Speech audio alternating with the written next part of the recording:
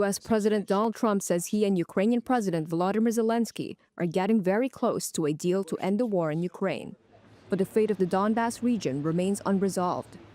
The two leaders met at Trump's Mar-a-Lago resort in Florida on Sunday, reporting progress on security guarantees for Ukraine and territorial issues. Mr. President, have you agreed on the so-called free trade zone on Donbas? How to separate the sites? How to make the separation line? Who will be responsible? The word agreed is too strong. I would say not agreed, but we're getting closer to an agreement on that, and that's a big issue. Certainly, that's one of the big issues. And Zelensky said an agreement on security guarantees for Ukraine has been reached, while Trump said they're about 95% there, with European nations expected to play a major role.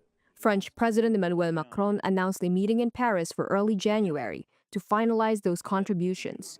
Trump also spoke with Russian President Vladimir Putin before meeting Zelensky, calling the two-hour conversation productive, and he said he plans to call him again. President Putin was very generous in his feeling toward Ukraine succeeding, including supplying energy, electricity, and other things at very low prices. So a lot of good things came out of that call today. The Kremlin has expressed support for Trump's negotiations.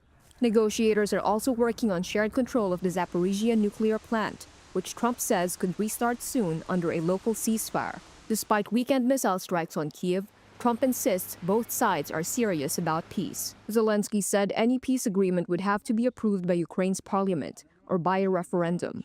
And Trump said he would be willing to speak to lawmakers if that would secure the deal.